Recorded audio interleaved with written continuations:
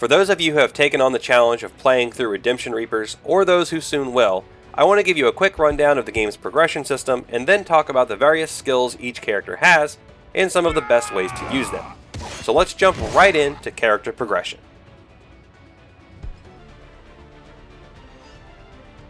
So the leveling system works similar to that in Fire Emblem games by giving you random stat increases each level.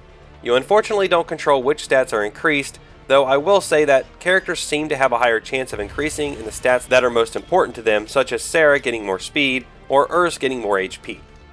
That said, there are accessories that can be equipped that will increase stats, and even items that can be used to increase stats as well, though these are quite expensive.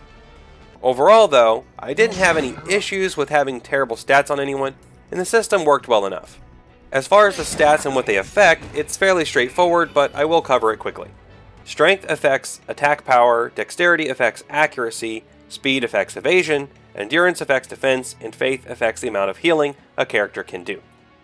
The real meat of leveling up, though, is the skill points you receive and deciding how to spend them to improve your character's skills and to unlock new skills. Each character will ultimately have 6 active and 4 passive skills each, though only a few of these are available in the beginning, with more unlocking at certain levels. By the end of my playthrough, I had all the skills unlocked, but not all of them were fully upgraded, meaning it is important which skills you choose to upgrade first, as this can have an effect on how you use each character on your team, and even how you use your team as a whole. So now let's discuss each character and their skills. Starting off with Sarah, she is your stabby evasion rogue who excels at hit and run tactics, though she can stick her neck out on occasion thanks to her high evasion stat. Starting with her active skills, Butterfly Sting was a staple for me as it allows you to attack without getting hit by the counterattack. It starts out lower than standard damage, but fully upgraded it will do 100% damage. This attack is great for a hit and retreat, or as the first attack to set off follow-up attacks, since there is no risk of taking damage with it. Living Shadow does the same thing, but does more damage and pushes the enemy one space away, and then Sarah moves up one space back to them. I didn't use this one too often, because it would often push enemies out of range of my other character's follow-up attacks, and it costs more action points. Hamstring, once upgraded, will deal extra damage, but the real effect is the 25% speed reduction it gives to enemies. Honestly though, this isn't that great as speed affects evasion, and I never really had too much issue with my attacks missing due to the enemy's evasion stat. Though if you don't improve Urs and Lugh's accuracy with their Eagle Eye skill, this will help them to hit as their accuracy is relatively low otherwise. Feather Strike is another favorite of mine as it only costs 4 action points to use, though it only does half damage without upgrades and 65% damage fully upgraded. The cheap cost of this attack though means you can use it multiple times in a turn, setting off multiple chain attacks to finish off several enemies at once and multiply your per turn damage. Chaotic Order is Sarah's ultimate ability, and it does a massive 350% damage along with restoring 2 action points to each ally. This one is great for just deleting a regular enemy to get him out of the way, or for taking off large chunks of a boss's health bar. Moving over to Sarah's passive skills now, Lightfoot boosts evasion and once maxed out unlocks Art of Evasion, which farther boosts Sarah's evasion. For survivability, these are Sarah's most important skills and ones I recommend investing in heavily early on. High evasion will make enemies miss often, and therefore allow you to be a little riskier with Sarah, or just protect her if you make a mistake and leave her too exposed. The other 2 passives, Hero's Resolve and Double Strike, will increase Sarah's damage output. Hero's Resolve straight up increases damage, and Double Strike gives Sarah a follow-up attack after an enemy's counterattack. With high evasion, Double Strike can be useful, but it is still a risk. However, it's great for attacking archers and casters, as these can't counterattack. My overall recommendations for Sarah are to max out Butterfly Sting and Lightfoot early, and after that max out Art of Evasion, and focus on maxing out damage on the skills you use most. Hero's Resolve should probably be ignored till after that, because the percentage increases from upgrading specific attacks is more than the +1 damage you get from each level of Hero's Resolve. Next up we have Glenn. Glenn's skills focus on being adjacent to allies and buffing follow-up attacks. I have kind of a hard time placing him in a specific role, and have come to think of him as my backup tank. Starting off with his active skills, Swift Stance is probably my favorite due to its high damage output. This hits twice and starts out with doing, I think, 70% damage on the first hit and something like 50% for the second, dealing a total of 120% damage. Once fully upgraded, it does 175% for a grand total of 175% damage, making it one of the hardest hitting attacks in the game. Next is Staggering Stance, which pushes enemies away and once upgraded, does a little extra damage. I hardly ever use this one for the same reason I don't use Sarah's Living Shadow skill. It pushes enemies out of follow-up attack range. Though I've never tested if you can push enemies into a follow-up attack, so if you have, let me know in the comments if this works. That would certainly make these push attacks far more useful. Next up is Triage, which is a healing skill that can be used on allies, but not on Glenn himself. This unlocks later, around level 20 or so I believe, but is obviously quite useful as healing comes at a premium until healing skills like this one are unlocked. At max level, it will restore 50% HP. Sentinel Stance is an alternative to defending that gives you a 50% chance to avoid physical attacks. But honestly, this never worked that great for me, and a 50% risk of taking a full damage hit is worse than defending and just taking the half damage, in my opinion, especially later in the game when healing options are more available. Finally, Glenn's ultimate is Paragon Blade. This is another high damage attack, but it also boosts all allies' attack and defense by 15% for one turn. This is extremely powerful if used at the beginning of a round and can be great for taking down bosses quickly. Moving over to the passive side, this is where Glenn really shines, so long as he has a friend next to him. First on the list is Vigilance. This skill reduces damage that Glenn takes from counterattacks, starting at 65% damage all the way down to 25%. This makes Glenn a good option for starting a chain attack, and goes well with his Born Leader skill. Glenn's max defense enhancement provides him with reduced damage when adjacent to an ally. It's this skill that makes Glenn a great backup tank. He can't go out on his own, but if he has an ally like Urs next to him, he and Urs can tank a lot of damage and hold choke points for the team. Born Leader gives allies participating in follow-up attacks increased damage, which is why when paired with Vigilance, this combo can be super powerful in providing high damage to an enemy while receiving minimal damage to Glenn. Finally for Glenn, Joint Front increases Glenn's damage when adjacent to an ally. Personally, I didn't focus on this one too much, as I built Glenn more of a defender than an attacker. My recommendations for Glenn are to focus on making him the backup tank. With the high number of enemies you can face, it's nice to have someone else who can take a couple hits for Urs until you can get him some healing. That said, this only means maxing out the max defense enhancement. The next things I would focus on would be Vigilance and Born Leader for team damage output and Glenn's own survivability, and then whatever your favorite active skill is after that. It also doesn't hurt to put a few points into Triage. Now we come to Lugh. Lugh is your DPS character, as almost every one of his skills has to do with dealing damage and increasing damage dealt. Impaler, for instance, allows Lugh to attack 2 enemies at once, so long as they are in a straight line. This one outputs high damage, but keep in mind that follow-up attacks will only work for the enemy in front, not the one in the back.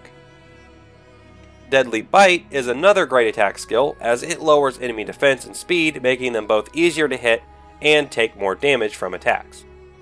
Martyr is a rare defensive skill for Lugh that allows him to defend adjacent allies, preventing all damage to them, though it will only work a limited amount of times, up to a maximum of 4 per turn when fully upgraded.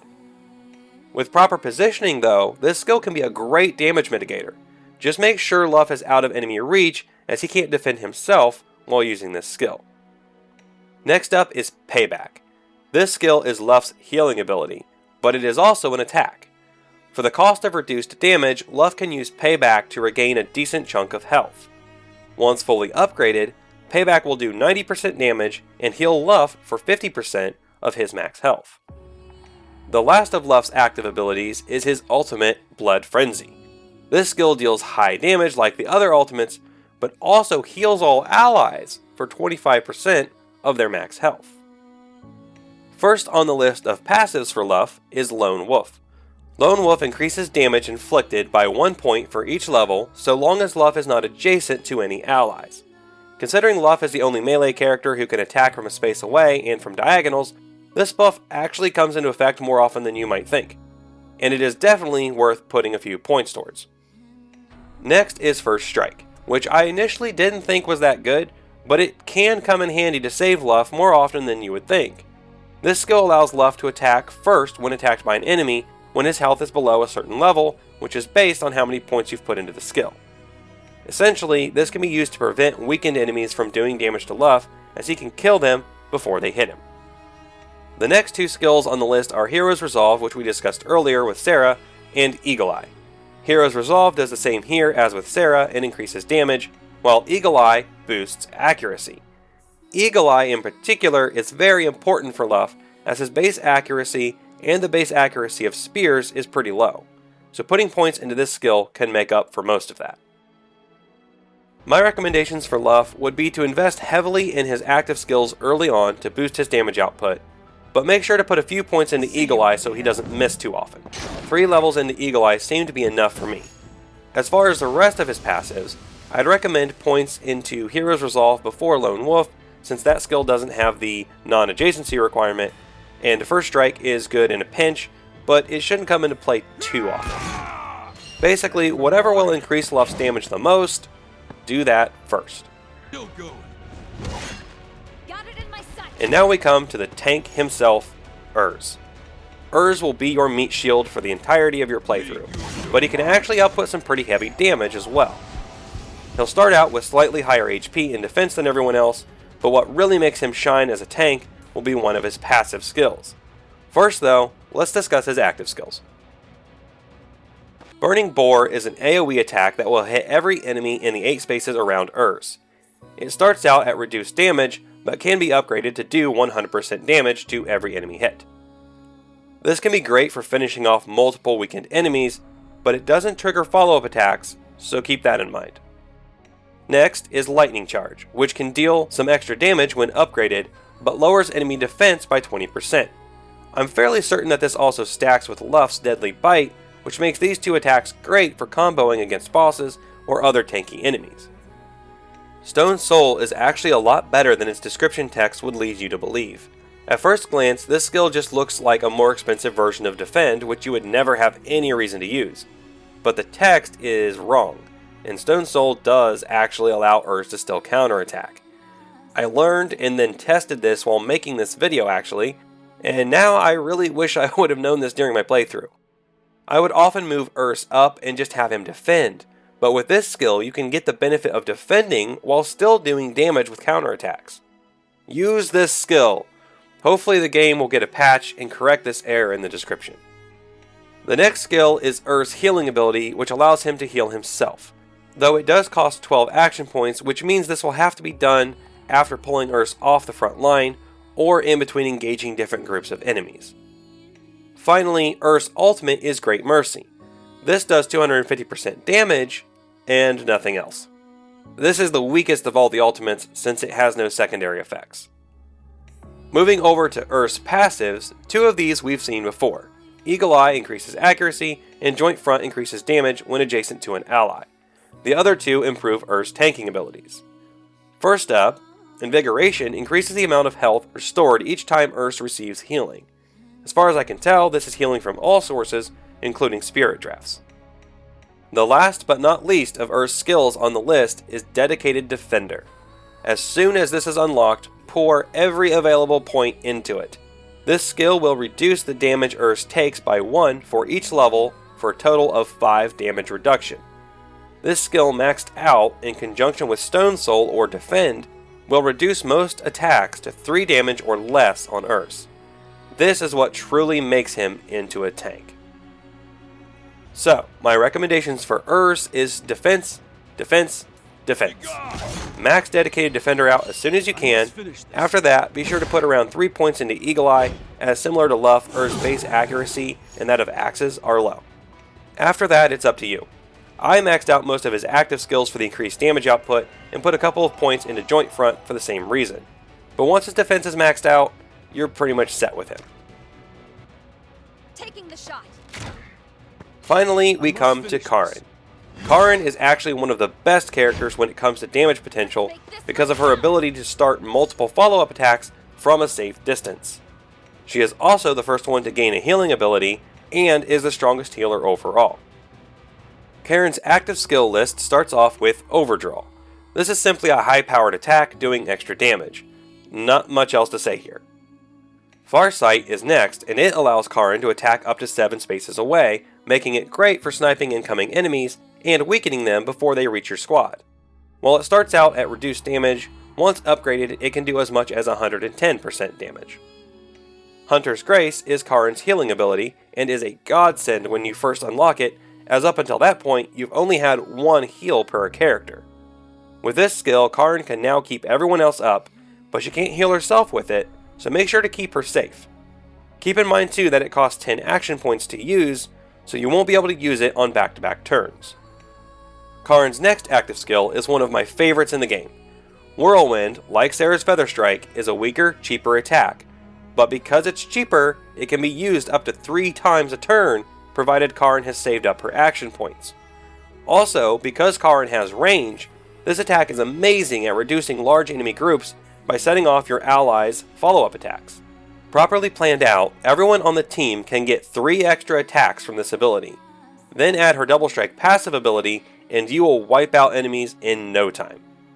Finally, for her actives, we have True Shot. This ultimate is the second strongest direct damage one at 320% damage, but it also blocks counterattacks from hit enemies during an ally's turn.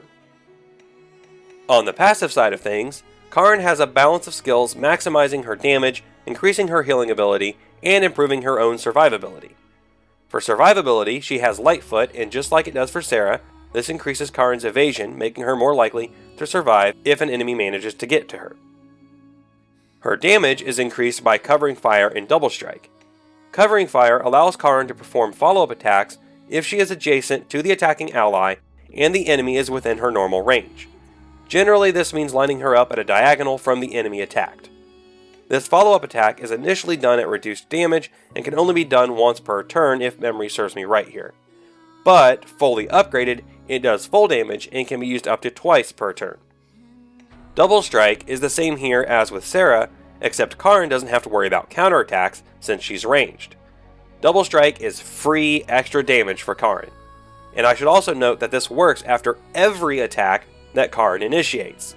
So in the example earlier talking about Whirlwind, yeah, she gets an extra attack after every use of Whirlwind, essentially giving her up to 6 attacks on a turn. Don't pass this one up. Finally, for Karren's passives, we have Faith. Faith increases Karren's healing ability, allowing her to heal more with each use of Hunter's Grace. My recommendations for Karren are to put a few points into Lightfoot just to give her a chance if she gets targeted, and then to max out Covering Fire and Double Strike as soon as you can. When Hunter's Grace and Faith are unlocked, it's worth putting a couple of points into these so that Karren can heal for around 60 to 70% of max health. Lastly, I'd say max out Whirlwind just for the damage boost. Don't worry about Overdraw because honestly at 9 action points it really isn't worth it when you could use Whirlwind twice for that amount, and in combination with the team's follow-up attacks and Karren's Double Strike, you'll do loads more damage overall. While many of these skills are powerful on their own, remember that using each team member's abilities in conjunction with others' abilities is where the true strength of your team lies. The right planning and combos can take down even bosses in one turn. I believe this has turned out to be the longest video I've made to date, and if you've stuck around this long, I just want to say thank you, and please like the video as that really helps me out. Hopefully this guide will help you in choosing where to spend your valuable skill points as you play through Redemption Reapers. If you'd like to see more tips on how to beat this brutal tactical RPG, I've made this video here just for you. Thank you so much for watching, have a great day, and keep on gaming.